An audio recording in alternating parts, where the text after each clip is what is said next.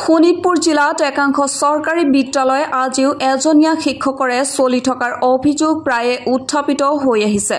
বালিপৰা খণ্ড প্ৰাথমিক শিক্ষা কাৰ্যালয়ৰ অধীনত থকা কেইবাখনো প্ৰাথমিক বিদ্যালয় এজনীয়া শিক্ষকৰে চলি থকাৰ সময়তে এখন বড়ো মাধ্যমৰ প্ৰাথমিক বিদ্যালয় এজনীয়া শিক্ষকৰে চলি থকাৰ তথ্য পোহৰলৈ আহিছে। ৰঙাপাৰা পাৰ্শ্বৱৰ্তী বৰবিল গাঁৱত এজনীয়া শিক্ষকৰে চলি আছে বৰবিল প্ৰাথমিক বিদ্যালয়খন। বিদ্যালয়খনত নবীন মুছাহাৰী নামৰ শিক্ষকগৰাকীয়ে সৰ্বমুঠ ৩২ জন ছাত্ৰ-ছাত্ৰীক শিক্ষা প্ৰদান কৰি আহিছে। ইফালে বিদ্যালয়খনত শিক্ষকৰ অভাৱৰ লগতে বিভিন্ন সমস্যাৰে জৰ্জৰিত হৈ থকাৰ গুৰুতৰ অভিযোগ উঠিছে।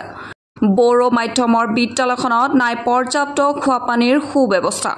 শৌচাগাৰ প্ৰস্ৰাৱগাৰৰ অৱস্থা অতি পুতৌ লগা। বিদ্যালয়খনত পৰ্যাপ্ত শ্ৰেণীৰ কোঠা নথকাৰ ফলত ৩২ জন ছাত্ৰ-ছাত্ৰী একেটা শ্ৰেণী কোঠাতে নবীন মুছাহাৰীয়ে শিক্ষা প্ৰদান কৰি আহিছে। একেটা শ্ৰেণী কোঠাত ৬টা শ্ৰেণীৰ ছাত্ৰ-ছাত্ৰীসকলে বহি লৈ গুণগত শিক্ষা লাভ কৰিবলৈ সক্ষম হৈছেনে বাৰু?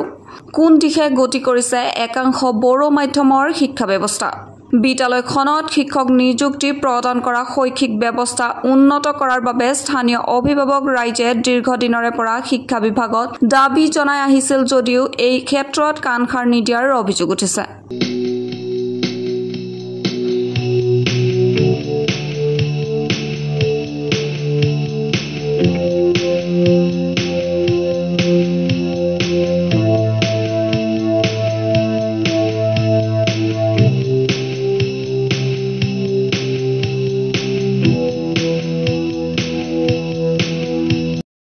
মই বৰবিল প্ৰাথমিক বিদ্যালয়ৰ প্ৰধান শিক্ষক হয়।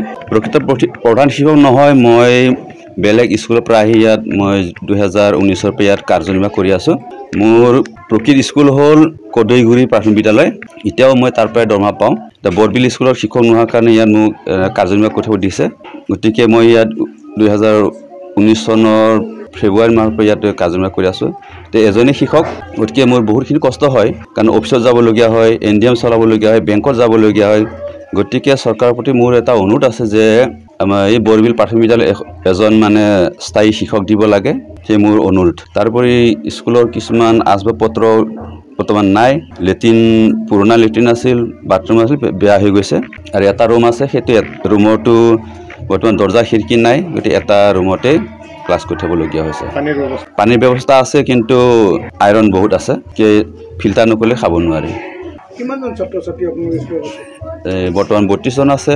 তাৰোপৰিও সৰু সৰু ল'ৰা ছোৱালী আহে, যিবোৰৰ বৰ্তমান ৰেজিষ্টাৰত নাম লিখা হোৱা নাই।